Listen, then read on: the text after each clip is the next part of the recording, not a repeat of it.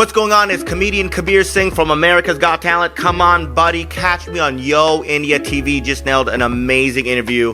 Share it with friends. And hopefully I'll see you at a city near you. Support the station, baby. Come on, buddy. Let's go. It's all good. I'll do it again. Hi, everyone. We are very excited to have today in the YoIndiaTV studios Kabir Singh, the wonderful comedian who is very popular for his America's Got Talent fame. And he has won a number of comedy competitions like San Francisco Comedy Club, and there is a lot more. Welcome to YoIndiaTV with me, Jasleen, Khanuja. How's it going? What's up? Oh, it's a pleasure to have you here. Thank you, guys. Yo, India, man. I've always been a big fan of you guys for a while, and I'm glad you guys are back and kicking it, man. It's so nice to have you. Thank you so much for having me. So tell us about yourself. You know, I've been seeing you from at least 1 decade or more. Yes. And you have rocked it all in US. You know, you've been touring, you make the headlines wherever you go. You have made it to the most popular clubs in California, you know, A to Z, like not leaving anything. Man, how you got into all of this? Yeah, I mean, about 12 years ago, my friends kind of just signed me up for a comedy, an open mic kind of situation. They always thought I was very funny in school and class, which got me kicked out of class a lot, which was great. But then eventually I started getting into stand-up. And then, you know, by 2009, I started, and in 2013, Fluffy Gabriel Iglesias, who's just a huge star, saw me in Los Angeles, and he put me on a show on Comedy Central. Then I won the SF International Comedy Competition, and I never looked back since 2014. So since then, I've been touring all over America, Canada, and London, and it's been a great ride. Obviously, the last 3 or 4 years have been absolutely amazing. So it's just been a really cool experience, and all the love and support from everybody has been keeping me going. So I really appreciate that. So, like, you know, all the songwriters, you know, are, you know, there is a lot of dependency, what I mean to say, you know, on the lyrics, on the songs. For you, I mean, the content rocks. That's the ruler. And I know you present it so well. But how do you get those ideas? Well, I think generally my main thing is my shows are really just a party. I want everybody to come have a good time. So I stay away from the political stuff, I stay away from the religious stuff, and I just try to kind of make fun of family, do a lot of crowd work, so I try to make it entertaining for everybody. So it's just a lot of fun stuff, and it's just kind of lighthearted, so that, you know, try to stay away from the offensive topics. So really it's really just about making people come to the shows and making them forget about their problems and lives for like an hour and a half and just making them laugh as much as possible. So that's kind of been my whole thing, and it's been working. I know, because laughter is a healer, and there are many laugh clubs, you know, medicinally also it is recommended. So you are basically promoting good health, good sport. You know, I always say it's always good, you know, mental health is a huge thing right now in America. So I always say that, you know, instead of, you know, yoga and all the other stuff, come to a comedy club. You know, make sure you check out the comic before you go there, by the way. Some people will go see the wrong comic and complain about it. So watch them on YouTube before you go buy your ticket. Don't complain about all the comics. But no, I always suggest to people that go watch a comedy show, and I think you have a very good time. The quarantine sucked for all comedians. We all went broke. When you're broke, it's tough to pay bills even if you have money. There are too many passwords. I know. How are we supposed to remember this? I got the Verizon bill last week. I had to crack the Da Vinci Code to pay this. It took too long. I had the bill in front of me. I called them up. I'm like, what's a Verizon? It's me, Kabir Singh. Let's do this. Come on. They're like, what's your account number? I'm like, 4789432. Where do you live? 2000 Walnut Avenue. What's your date of birth? 12/30/84. Then he's like, what's your bill pay password? I was like, you...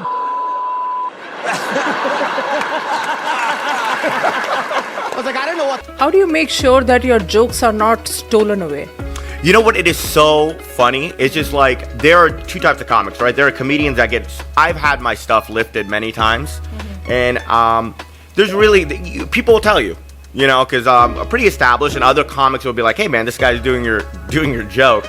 And then send me the clip. And when I do get a clip like that, it is, you know, some comics will go nuts. They'll just like yell at them and then out them. And then I've had that happen a couple times, and it's really just easy. I email them and say, hey man, I think this is very similar to my material. You know, and then I will send them my clip, and they'll usually either say some nonsense like, oh, so I'm sorry, I didn't know, and then the problem's over. So it's really not that big of a deal. I think people make it a bigger deal than it really needs to be. But, you know, you can't control it. If some guy in North Dakota watched me on YouTube and is doing my jokes, well, then there's nothing I can do about it. I'm not going to take a flight over there and yell at them. I got better things to do, So, sometimes when you talk about certain things, people may get offensive, they may get angry too, they can treat it as racist or sexist remarks. You have to be very careful. Even the laws about LGBTQIA plus 100%. community are so strict, Right. especially in California, and especially in this environment. in this environment, yeah. So how do you make sure that everything is taken care of? Because real time, a minor slip of tongue can make a huge difference in what you are doing today. Yes, that is very true. That's a very good question.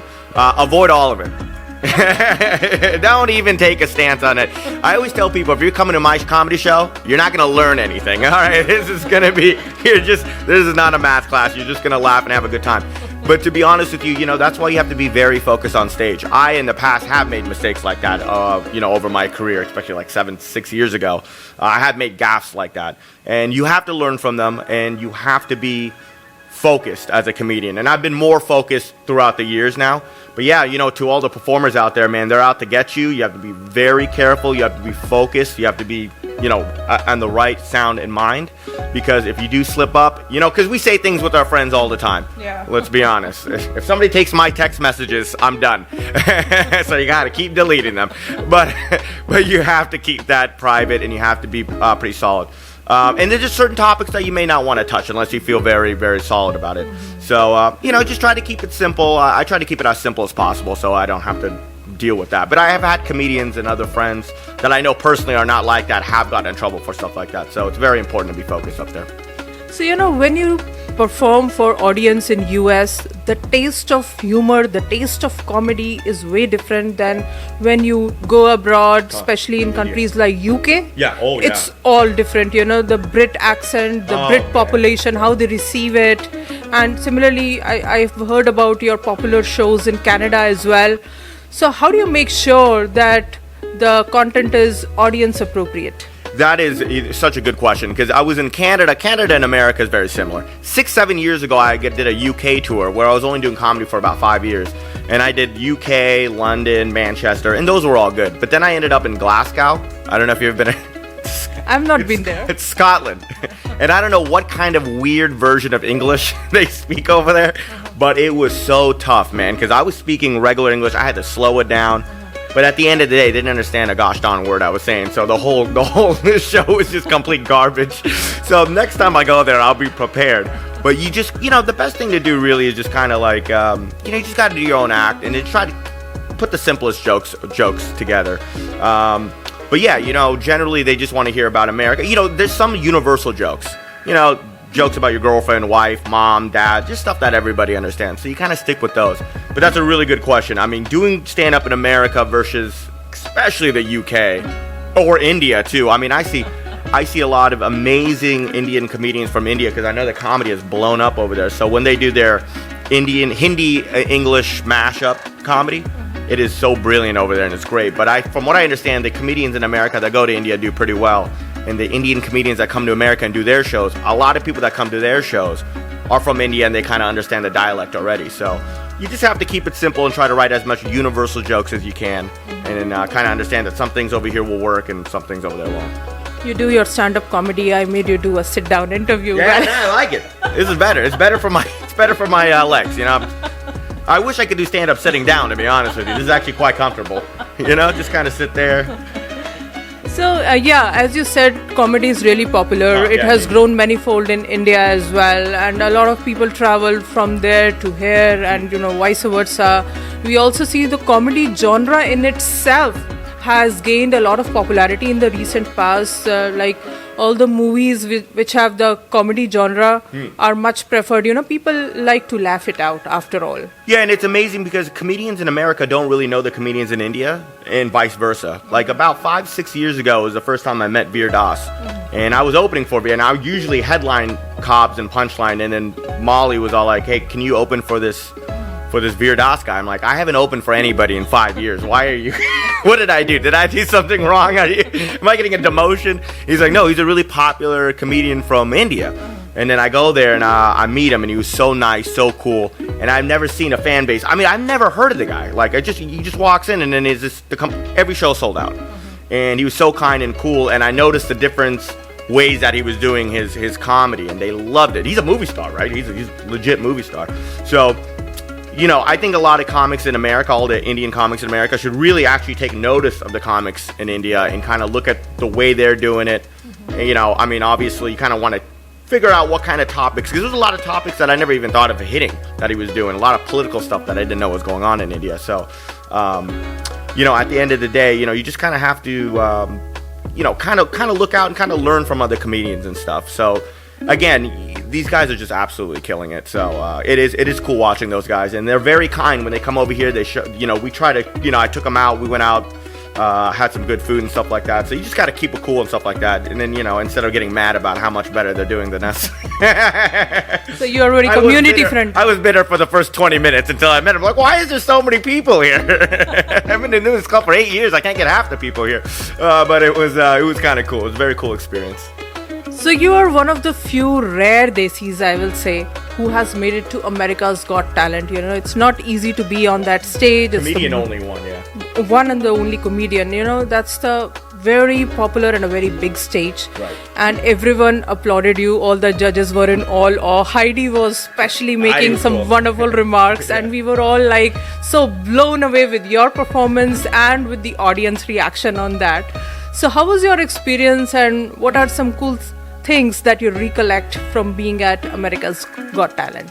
One of the coolest things was the experience of performing with the other people on it. I mean, to make it to the top, 15, I mean, they weeded out like 8,000 people to get there. So, I mean, just to know that you were good enough to make it there, and also be able to hang out with your peers and other people, despite them not being comedians. I think I was one of the last 2 comedians or something like that. But just meeting the other people were amazing. Meeting the judges, and also kind of understanding how, that's like the biggest stage in the world. So it was kind of cool getting over that. After doing that, I'm not going to be nervous about anything else ever again.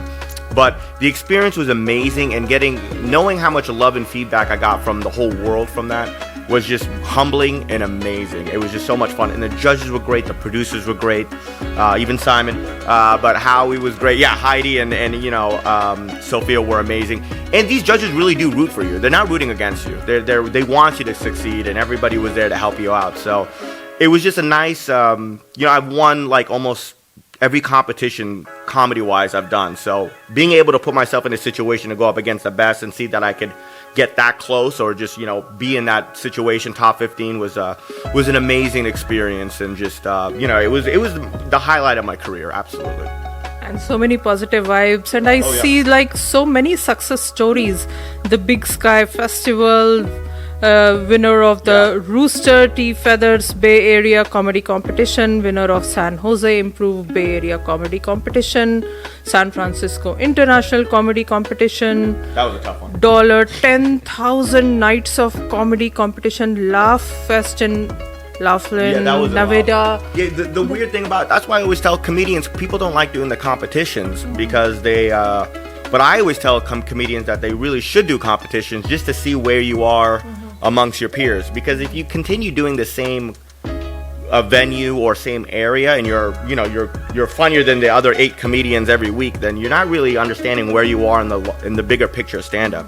So I loved putting myself out there. I went to Laughlin, Boston. I was going everywhere, traveling on my own dime just to try to win these competitions. And I think it's a good way to kind of understand where you are in comedy, to whether if you want to continue and put all your eggs in the basket. So I highly suggest everybody go do all the festivals. If you go to my website, they're all there. And any up and coming comedians that want to email me and ask me for any advice on how to get in these and how to do well on that, it's KabirSingh.com, and I answer all the emails. So any guys trying to get into it, I'll definitely give you good advice and try to get you in as many of these I can. That's so positive. So I'll get a little philosophical here. It is said that comedy is something that awakens thoughtful laughter. Right. So whereas Aristotle mentioned that comedy is positive for society since it brings forth happiness, Plato believed that it produces an emotion that overrides rational self-control and learning. I love it. So That's my kind of comedy. yeah, I actually am getting there. Like, what exactly is your kind of comedy? My comedy is complete nonsense. All I'm going to do is make you laugh for 45 minutes and you go right back home. You're not learning anything, okay? There's going to be none of that. No, really, my whole goal, I just try to make you laugh as much as possible with the crowd work and stuff like that. But, you know, there is a lot of comedians that do like making statements and thoughtful stuff. So, and again, if you're into that kind of stuff, I mean, you know, go ahead. But like, you know, my stuff is just, I'm just going to try to make you laugh for 45 minutes straight. But really, because, you know, laughing is the best. It is the best. You know, that's why I always understand why people go see movies. I never understood why people go see drama or horror movies. I'm like, I just never understood. Horror movies I get if you like to be scared. But you know, my thing is, if I ever want to go watch something or sit down, I want to laugh the whole time. And that's why comedy is so important. And if you're looking for some real-time rib-tickling shows by Kabir Singh, then there is a whole lineup of events that you can see on his website. And I'm particularly very interested in Tommy T's at Pleasanton on August 17th. I know it's going to be a great show. You want to talk about your shows? Absolutely. So every year I take August off from the road and we do the India Independence Day Comedy Bash. I do this tour called the Outsourced Comedy Tour where I bring other amazing Desi comedians from all over California and New York, and we put on 3 to 4 huge shows in the Bay Area. And this year it is coming up. It is next week, August 16th, Rooster Teeth Feathers Comedy Club in New Delhi. That's right, Sunnyvale, California. We're coming back to the homeland. And then the next day, I believe it's the 17th, at Tommy T's in Pleasanton, California. And then we end it all in the other motherland, Fremont, California, Saturday at Shoestring. All tickets are on sale at KabirSingh.com. I got this amazing comedian coming in from Las Vegas, a couple great up-and-coming female Desi comedians on it, all Indian lineup, and it's going to be an absolute blast. It's the best shows of the year. I put a lot of effort into this, so hopefully Sunnyvale, Fremont, and Pleasanton will see you next week. And we're not doing San Francisco this year. Why? May I ask? There's no parking. And Indians yell at me like I have anything to do with the parking. They'll come up to me and be like, what's the deal with all the parking? I'm like, do I look like the mayor? Get here early. The show started 30 minutes ago. So we're not doing SF. You guys lost it. You come to Sunnyvale like the rest of us. Plenty of parking, you jerks.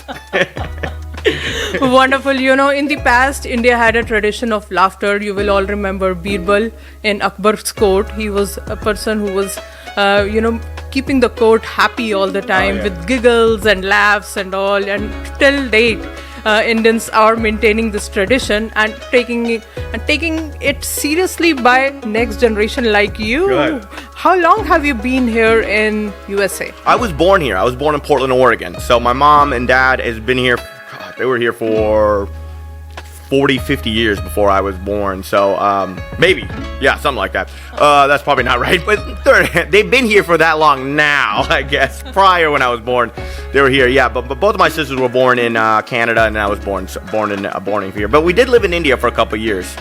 That was I went to 4th and 5th grade over there when my dad had a contract with India. So we went to Bombay, which was a lot of fun. I got beaten up every day, by the way. Thanks a lot for that. My dad could have put me in the regular school. We could have just went to the private school like every other normal human being from other countries. But he put me in this Marathi class. I couldn't speak English. I mean, I couldn't speak their language. They couldn't speak English, so I was getting beaten up every day.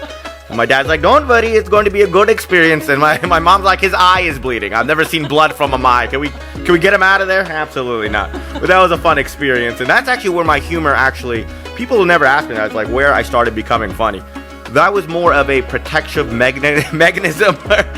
I had to be funny to get them to stop beating me up. That was a fun experience. But, humor comes from a lot of places, and luckily I've been able to develop that into a good career. And honestly, I would do it for free. Just making people laugh has always been something that I've loved to do. And luckily I've been able to do it, all over the place. So I really thank everybody out there that's been supporting me for years and years and years. And, I can't wait to see you guys in a city near you.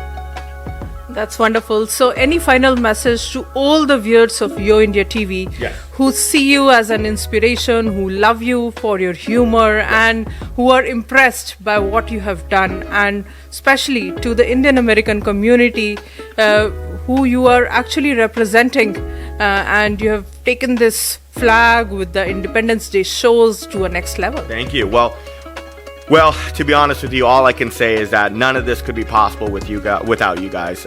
There's no shows, there's no touring, and there's this for a living without you guys. So I just want to thank you guys again for all the love and support, and I'm going to do my best to better myself every year and put on great shows so we could all have amazing evenings together for a very long time. So thank you. Keep supporting me and keep supporting other Desi comedians just like me all over. There's a bunch of us out there now, so if you ever see one in your city, go out there, watch them, and support them and love them, because we really just do it for you guys.